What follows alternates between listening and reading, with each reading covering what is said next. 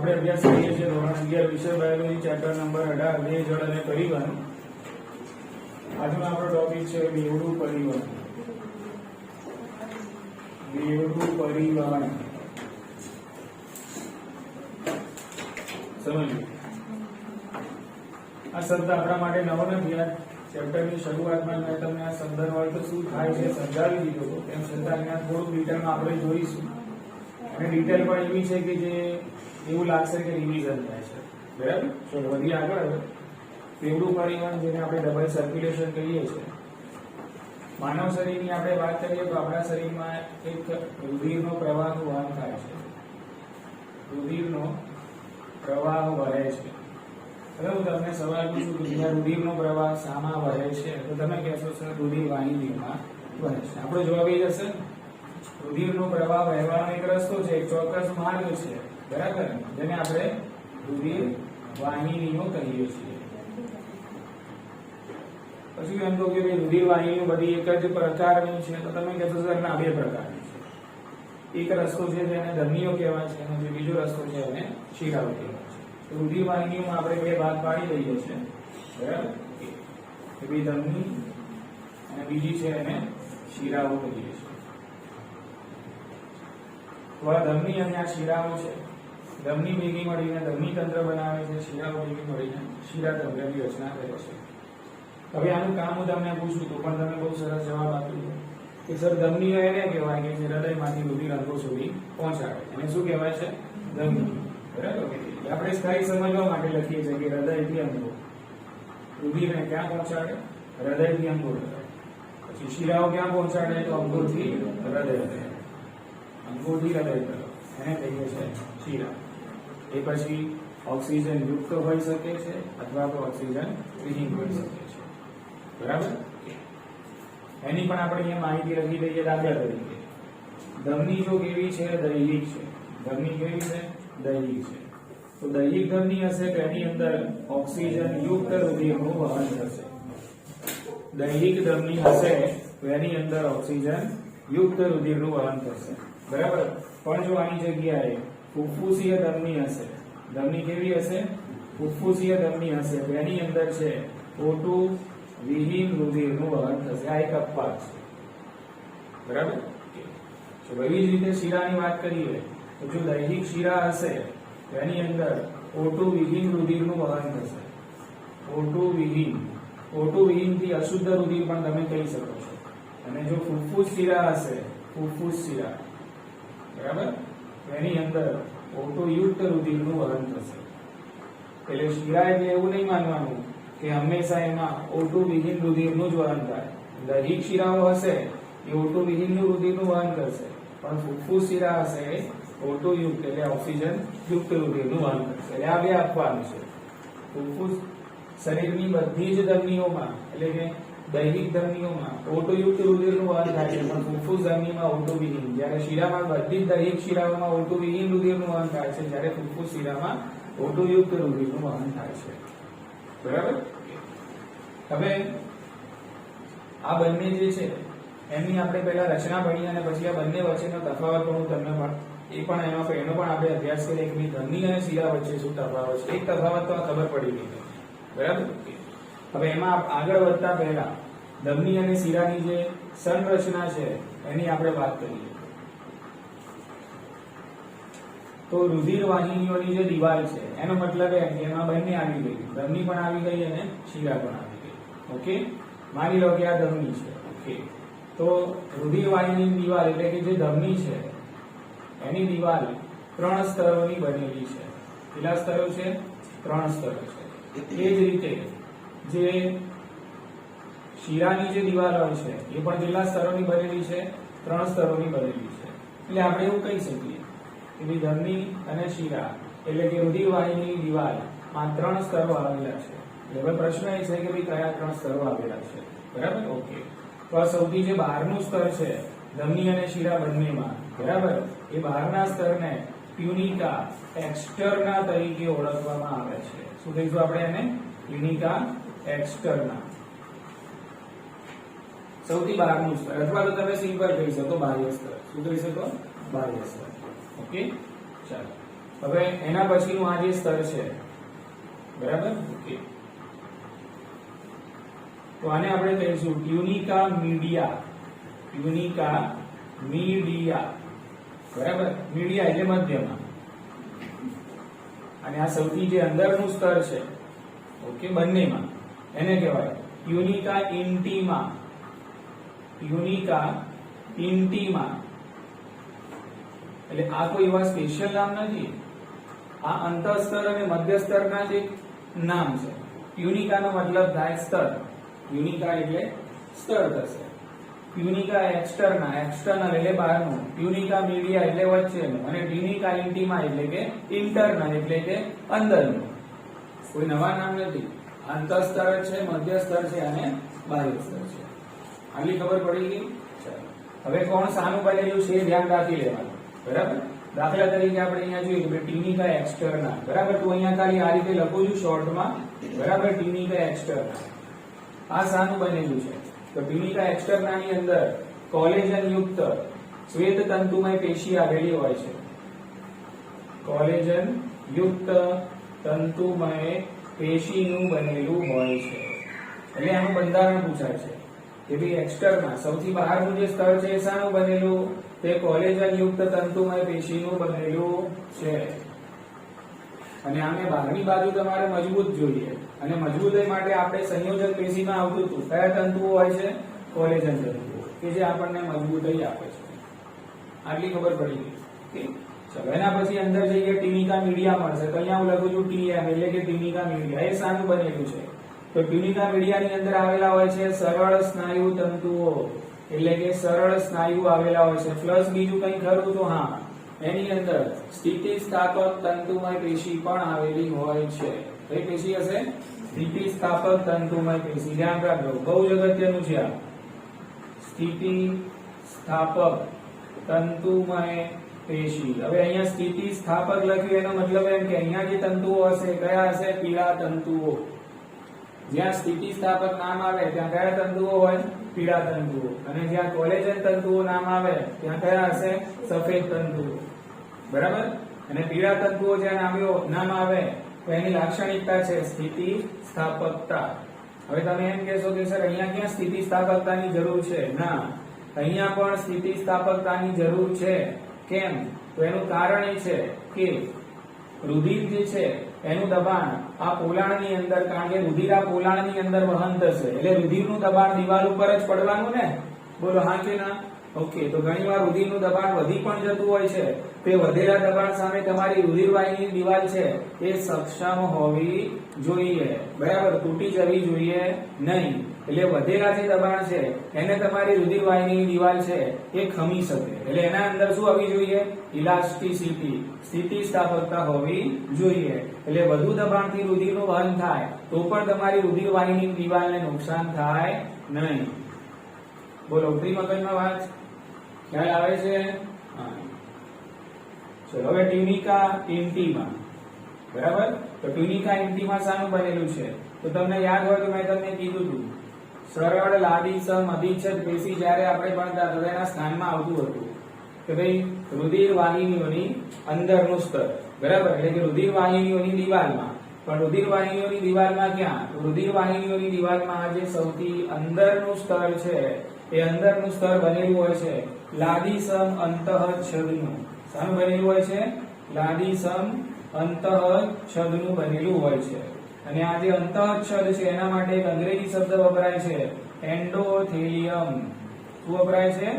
એન્ડોથેલિયમ. એટલે એન્ડો એટલે અંદરનું, થેલિયમ એટલે સ્તર થશે, અંતઃછદ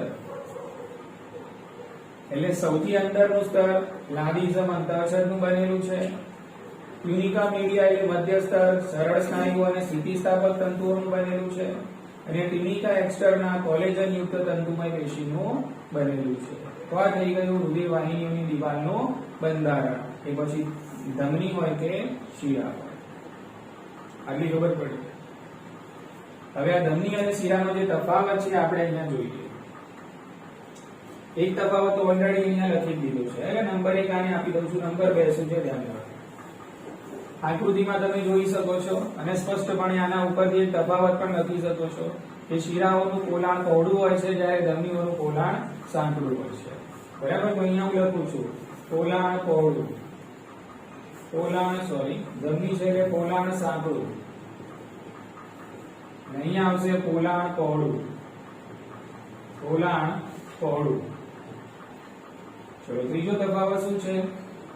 તો ધમનીઓનું જે મધ્ય સ્તર છે એ મધ્ય સ્તર જાડું હોય છે જ્યારે શિરાઓનું મધ્ય સ્તર પાતળું હોય છે. કારણ કે ધમનીમાં જે રુધિરનું વહન થાય છે ને ઊંચા દબાણે થાય છે, જ્યારે શિરામાં જે રુધિરનું વહન થતું હશે એ નીચા દબાણે થાય છે. એટલે જ્યાં દબાણ વધારે પડતું હોય ત્યાં સ્તર કેવું રાખવું પડે? મજબૂત રાખવું પડે. એટલે ધમનીનું મધ્ય સ્તર કેવું હશે? જાડું હશે. દિમાગમાં વાત ઉતરે છે? બરાબર. તો ધમનીમાં મધ્ય સ્તર, ધમનીમાં દિવાલમાં આવેલું જે મધ્ય સ્તર હોય છે એ જાડું છે. બરાબર. કે જ્યારે અહીંયા મધ્ય સ્તર કેવું હશે? પાતળું હોય છે. આ મુદ્દો નીટમાં પૂછાઈ ગયેલો છે. બરાબર. ઈઝી. ઓકે.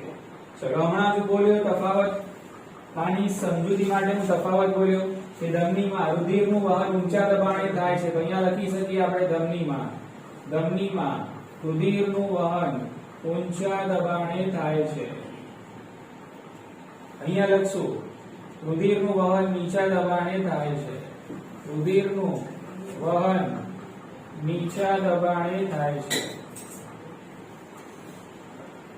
એટલે કે ધમનીમાં તમે રુધિરનું દબાણ માપશો એ વધારે આવશે અને શિરામાં તમે રુધિરનું દબાણ માપશો એના કરતા ઓછું આવશે.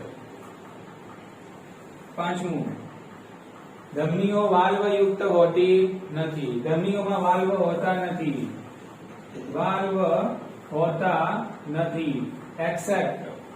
એક્સેપ્ટ આપણે જોયું આગળ હમણાં કે અર્ધચંદ્રાકાર વાલ્વ આપણને હૃદયમાં જોવા મળે છે, પણ એ વાલ્વ ક્યાં હતા?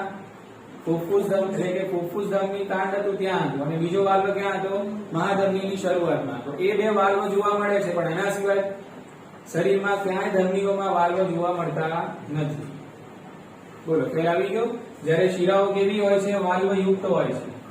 શિરાઓ વાલ્વ યુક્ત હોય છે. એનો મતલબ શું? કે એકવાર રુધિર શિરામાં પહોંચી ગયું પછી વળી પાછું બેક ફ્લો થઈને પાછું ધમની તંત્રમાં જતું નથી. એ પછી એનું વહન ક્યાં થશે? શિરાઓમાં જ થશે. બોલો ઉતરે છે મગજમાં વાત? બરાબર. કે ધમની વાલ્વ યુક્ત હોતી નથી, જ્યારે શિરાઓ કેવી હોય છે? વાલ્વ યુક્ત હોય છે. બરાબર. ચલો છઠ્ઠું, ધમનીમાં રુધિરનું વહન આંચકામય હોય છે. આંચકામય. તમે જોશો ધમનીમાં જે રુધિર આવશે ને આ રીતે આમ સતત આ રીતે ફ્લો, આમ સ્મૂથ ફ્લો નહીં હોય, આ રીતે ફ્લો હશે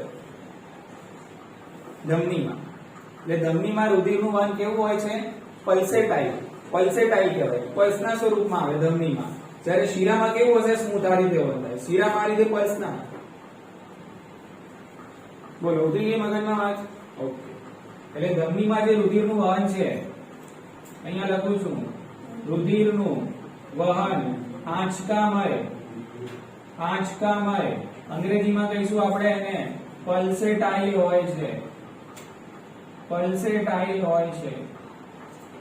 જ્યારે શિરામાં રુધિરનું વહન છે એ સતત હોય છે. બરાબર.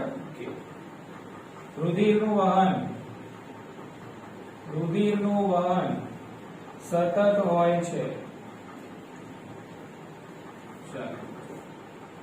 છેલ્લો તફાવત કે જ્યારે વ્યક્તિ મૃત્યુ પામે છે ત્યારે રુધિર શામાં હાજર હોય છે?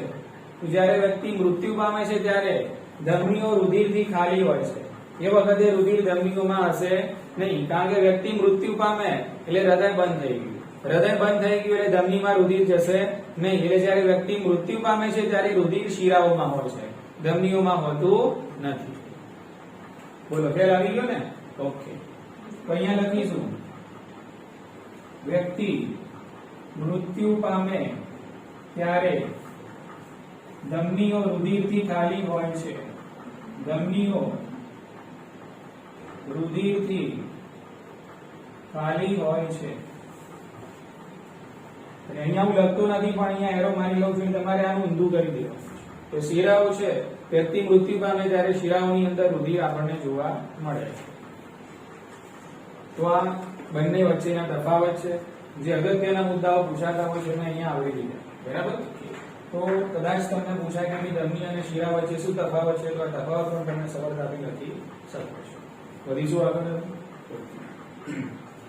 ચલો, હવે વ્યક્તિની અંદર કેટલા પ્રકારના પરિવહન આપણને જોવા મળે છે. બરાબર. ઓકે. તો એક જે પરિવહન છે એને આપણે કહીએ છીએ ફુફ્ફુસીય પરિવહન. એ પરિવહનને શું કહીએ છીએ આપણે? ફુફ્ફુસીય પરિવહન. જો કે આ વસ્તુ મેં તમને આગળ શીખવાડી દીધેલી છે, એટલે ફટાફટ પૂરું કરું છું, એક જ મિનિટમાં ધ્યાન રાખજો. બરાબર. ચલો, આ છે હૃદય. આવી કંઈક નાનકડી આકૃતિ આપણી બુકમાં આપીને ફુફ્ફુસીય પરિવહન આપણને સમજાવવાનો પ્રયત્ન કરેલો છે. આ હૃદય છે, એમાં 4 ખંડો છે: જમણું કર્ણક, ડાબું કર્ણક, જમણું ક્ષેપક અને ડાબું ક્ષેપક. બરાબર. ઓકે. હવે આ જમણું કર્ણક છે તો આ હું લખું છું લેફ્ટ એટ્રિયા, સોરી રાઈટ એટ્રિયા.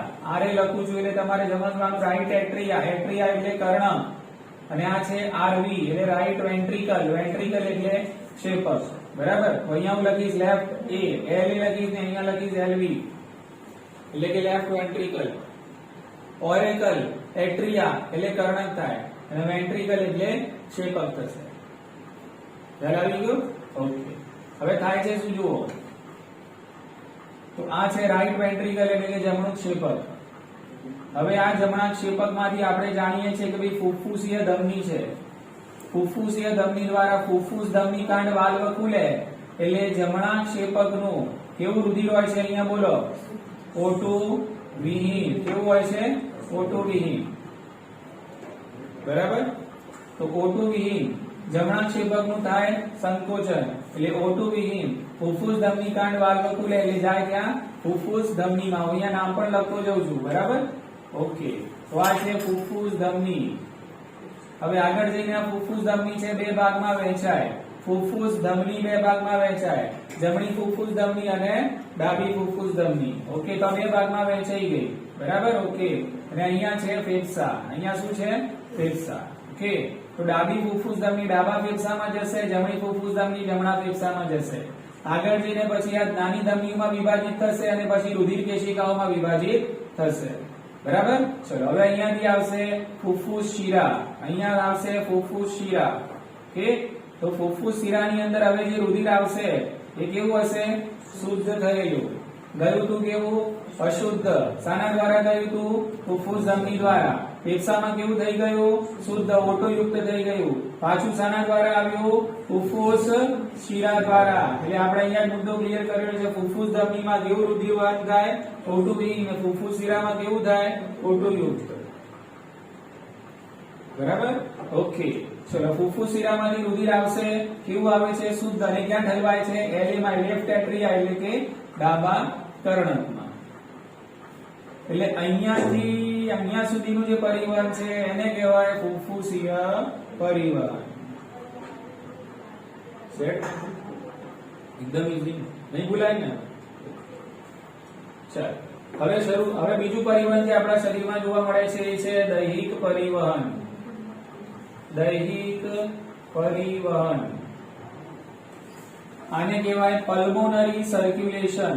પલ્મ એટલે ફેફસા, પલ્મોનરી સર્ક્યુલેશન. અને દૈહિક પરિવહન એટલે આને કહેવાય સિસ્ટેમિક સર્ક્યુલેશન.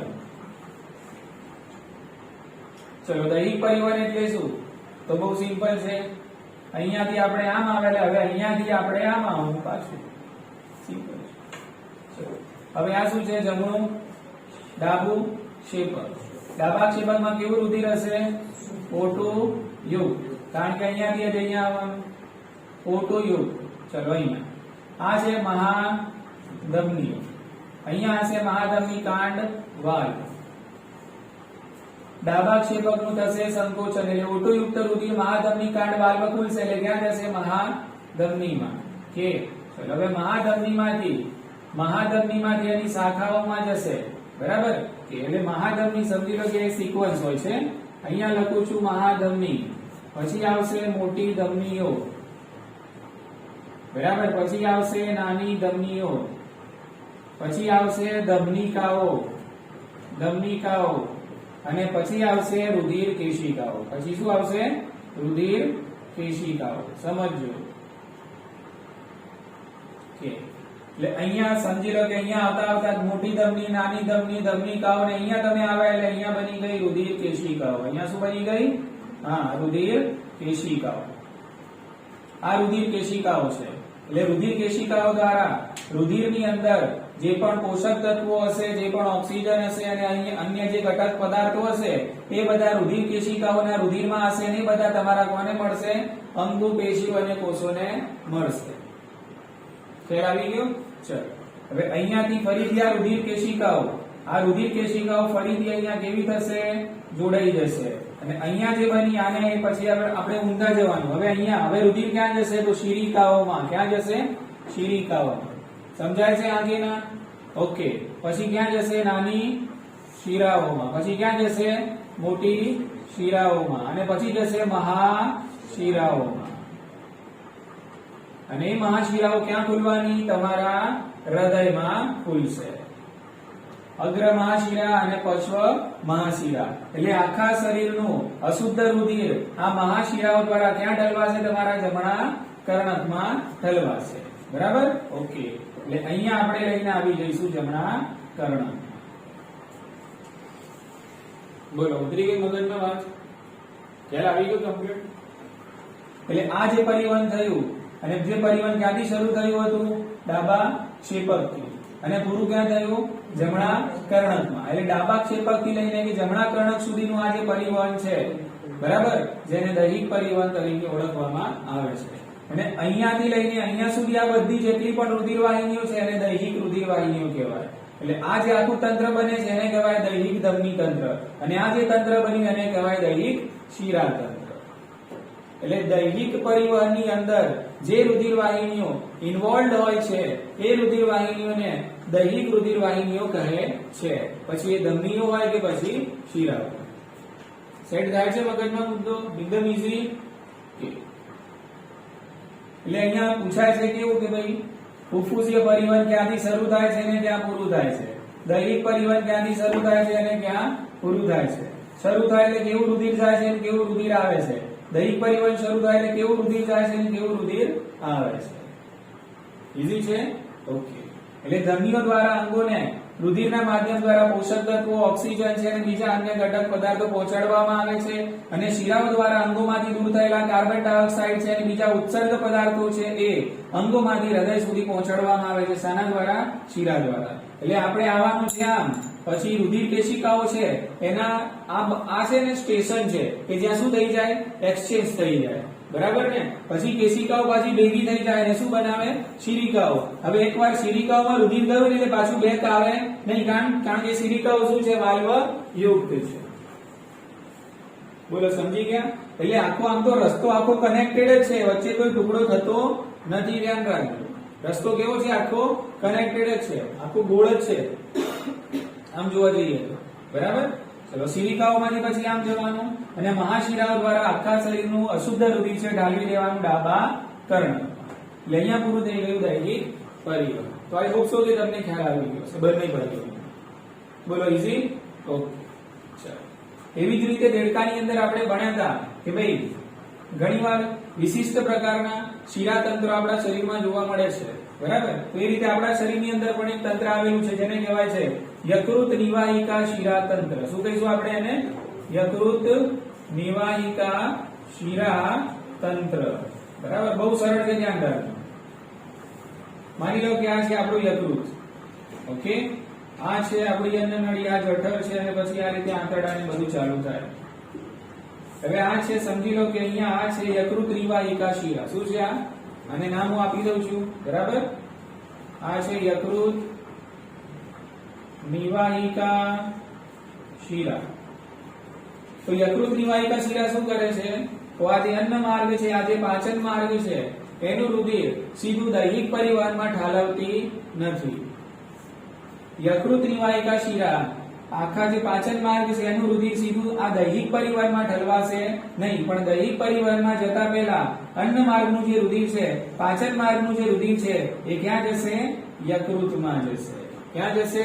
યકૃતમાં જશે. બરાબર? અને પછી યકૃતમાંથી ક્યાં જશે? દૈહિક પરિવહનમાં જશે. બોલો સમજાય છે આથી ના? દૈહિક પરિવહનમાં એટલે કે પછી આ દૈહિક રુધિર વાહિનીઓની અંદર વહન પામે છે અને પછી હૃદયમાં જશે. પછી ક્યાં જશે? હૃદયમાં. એટલે સીધું અહીંયાથી આનું જે રુધિર છે એ સીધું અહીંયા હૃદયમાં જશે નહીં, વાયા મેં તમને કીધું.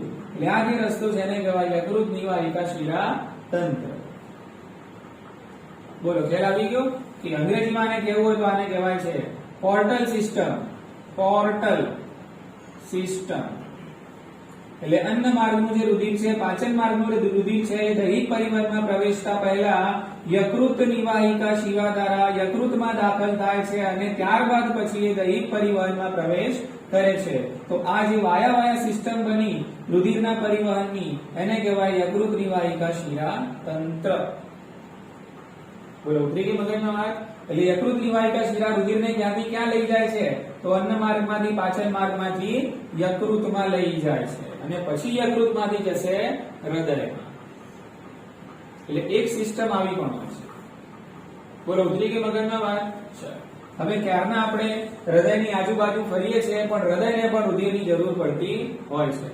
ભલે ડોક્ટર હોય પણ ડોક્ટરને પણ જ્યારે બીમાર પડે તો એને પણ દવાની જરૂર પડે છે. તેવી જ રીતે ભલે હૃદય તમારા આખા અંગોને રુધિર પૂરું પાડતું હોય તેમ છતાં પણ હૃદયને પણ ધબકવા માટે રુધિરની જરૂર પડતી હોય છે.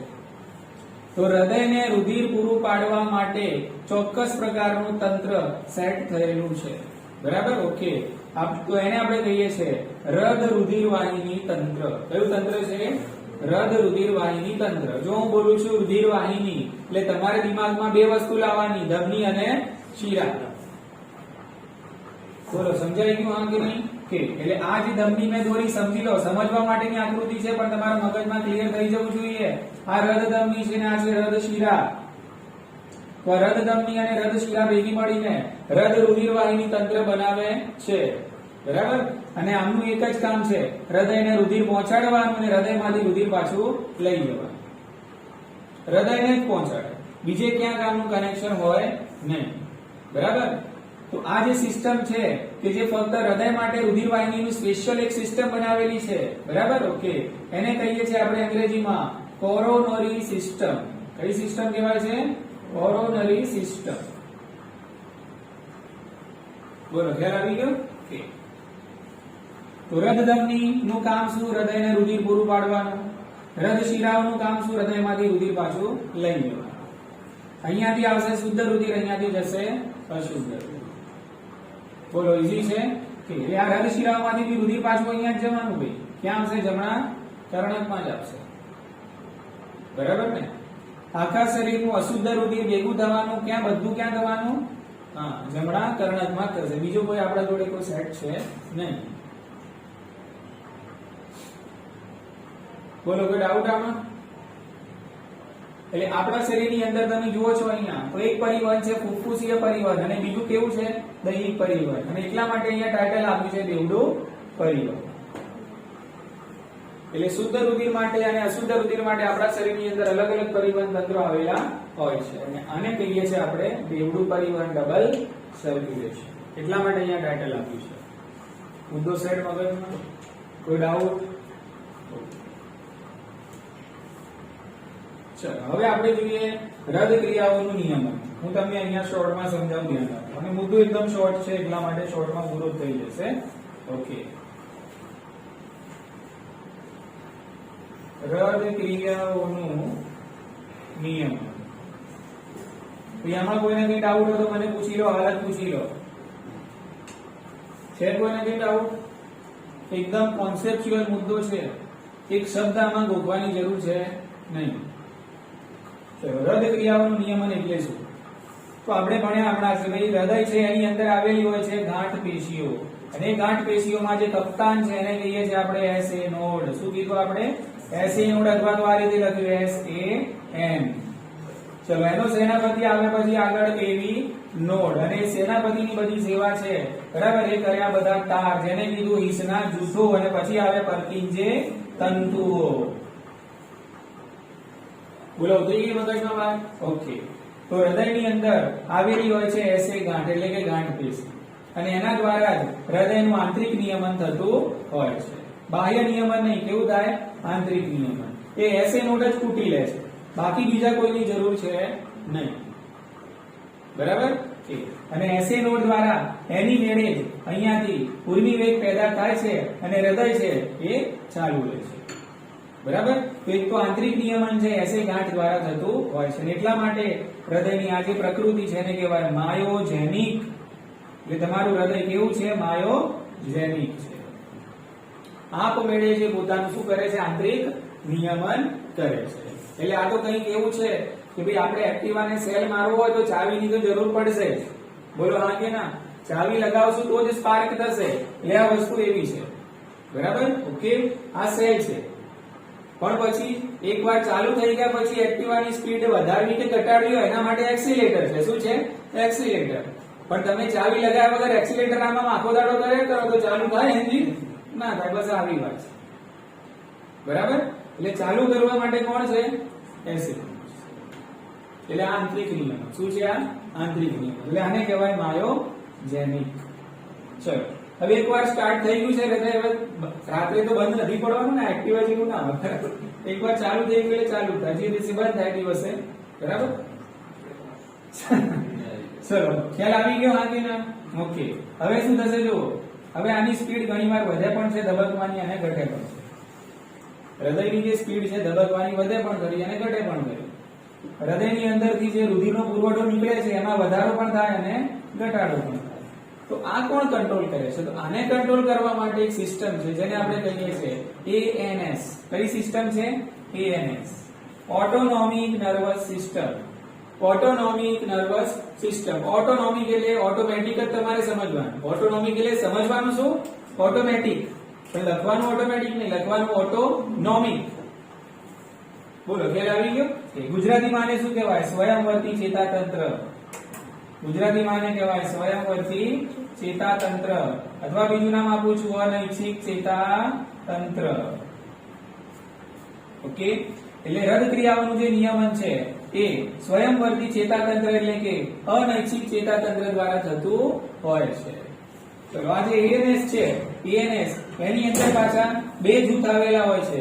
એકને કહેવાય છે અનુકંપી જૂથ, એટલે એકને કહેવાય છે અનુકંપી ચેતાતંત્ર અને બીજાને કહેવાય છે પરાનુકંપી ચેતાતંત્ર. સ્વયંવર્તી ચેતાતંત્રના પાછા બે ભાગ છે, બે જૂથ છે. એકને કહીએ છીએ આપણે અનુકંપી અને બીજું છે પરાનુકંપી. અનુકંપી એટલે સિમ્પેથેટિક અને પરાનુકંપી એટલે પેરાસિમ્પેથેટિક. બોલો, ઉતરી ગઈ મગજમાં વાત? ચાલો, અનુકંપી ચેતાતંત્ર ઉત્તેજિત થાય તો આપણે પ્લસમાં રહીએ અને પરાનુકંપી ચેતાતંત્ર ઉત્તેજિત થાય તો આપણે માઇનસમાં રહીએ. પ્લસમાં રહીએ અને માઇનસમાં રહીએ થી શું મતલબ છે? તો અનુકંપી ચેતાતંત્ર ઉત્તેજિત થાય તો તમારા હૃદયનો જે સ્પંદનનો દર છે એમાં થાય વધારો. તમારા ક્ષેપકોનું જે દબાણથી ધબકવાનું જે ક્રિયા છે એટલે ક્ષેપકોનું જે સંકોચન ખૂબ વધારે દબાણથી થાય એટલે ક્ષેપક દાબમાં શું થાય? વધારો. ક્ષેપકનું તમે સંકોચન આમ ધીમું પણ કરી શકો અને આમ પણ કરી શકો. બરાબર? પણ જ્યારે અનુકંપી ચેતાતંત્ર ઉત્તેજિત થાય તો આ ક્ષેપકની દિવાલોની અંદર ફોર્સફુલી દબાણ પેદા થાય, આ રીતે વધુ દબાણ પેદા થાય, વધુ પુરવઠો બહાર નીકળે. સિમ્પલ છે ને? આમ તો તાર્કિક છે કે નહીં એમ કહો. બરાબર? ઓકે, એટલે કે ક્ષેપકની દબાણ ક્ષમતામાં શું થશે? વધારો થશે. અને ક્ષેપકની દબાણ ક્ષમતામાં વધારો થશે તો કાર્ડિયક આઉટપુટ એટલે કે હૃદ કાર્યક્ષમતામાં પણ વધારો થશે. એક થી બીજું કનેક્ટેડ છે, ધ્યાન રાખજો. અરે સમજાય છે કે નહીં? કે એટલે ક્ષેપકના દબાણમાં વધારો થયો એટલે શામાં વધારો થયો? બોલો, હૃદ ક્ષમતામાં વધારો એટલે કે હૃદ કાર્યક્ષમતામાં વધારો. હૃદ કાર્યક્ષમતા એટલે શું? જેને આપણે કીધું કાર્ડિયક આઉટપુટ. 1 મિનિટમાં હૃદય જેટલું રુધિર બહાર ફેંકે છે. હવે રુધિર બહાર ફેંકવાનું કામ કોનું છે? કર્ણકોનું કે ક્ષેપકોનું? ક્ષેપકોનું. એટલે જેટલું ક્ષેપક વધારે દબાણથી ફોર્સફુલી સંકુચિત થશે એટલું વધારે રુધિર બહાર નીકળશે. રુધિર જેટલું વધારે બહાર નીકળે એનો મતલબ એમ કે હૃદ ક્ષમતા, હૃદ કાર્યક્ષમતામાં વધારો. બોલો, ઉતરી ગઈ મગજમાં વાત? પણ આ ક્યારે થાય? કઈ સિસ્ટમ એક્ટિવેટ થાય? તો અનુકંપી ચેતાતંત્ર. એનાથી ઊંધું બિલકુલ કોણ કરે? પરાનુકંપી ચેતાતંત્ર. બરાબર? હવે અહીંયા બધું ચિતરતો નથી, ધ્યાન રાખો, ખાલી એરો મારી દઉં છું. બરાબર? એટલે પરાનુકંપી ચેતાતંત્ર ઉત્તેજિત થાય તો હૃદયના સ્પંદનના દરમાં ઘટાડો થાય છે, ક્ષેપકની દાબ ક્ષમતામાં ઘટાડો થાય છે.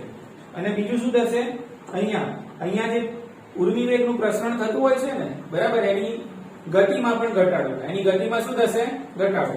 કરંટ ફટાફટ મળતો રહેશે તો એ તો ફટાફટ ધબકતું રહેશે, પણ અહીંયા કરંટ કેવું થશે, કરંટ જવાની જે ગતિ છે, દાખલા તરીકે એસએ નોડમાંથી એવી નોડમાં કરંટ જઈ રહ્યું છે, તો એ જવાની જે ગતિ છે એમાં પણ શું થશે, ઘટાડો થશે. એટલે ધીમું પડશે, હૃદયની સ્પીડ ધીમી થશે, કહેવાનો મતલબ એ છે. ખ્યાલ આવી ગયો. અને હૃદ ક્ષમતાની અંદર પણ ઘટાડો થશે. હૃદ કાર્યક્ષમતા ધબકશે ધીમે ધીમે, ઓછું ધબકશે, એટલે ઓબ્વિયસ કાર્ડિયક આઉટપુટ પણ ઓછું આવશે. હૃદ કાર્યક્ષમતા પણ કેવી થઈ જશે, ઓછી થઈ જશે. પણ આ બધું જે ઓછું થાય છે એ પરાનુકંપી ચેતાતંત્ર ઉત્તેજિત થાય ત્યારે, અને જે વધે છે એ બધું ક્યારે, અનુકંપી ચેતાતંત્ર ઉત્તેજિત થાય ત્યારે. તો તમે એવું ના સમજતા કે આ બંને સિસ્ટમ એકબીજાની દુશ્મન છે. ના, બંને સિસ્ટમ છે મ્યુચ્યુઅલ અન્ડરસ્ટેન્ડિંગ થી કામ કરે છે અને આપણી જે હૃદ ક્રિયા છે એને બેલેન્સમાં રાખે છે. એટલે હૃદયના ધબકારા જો નોર્મલ છે એના કરતા ઘટી જાય તો વધારવા માટે પછી કોણ આવે માર્કેટમાં, અનુકંપી આવે. અને હૃદયના ધબકારા નોર્મલ થી વધી જાય તો પછી ઘટાડવા માટે કોણ આવે માર્કેટમાં, પરાનુકંપી.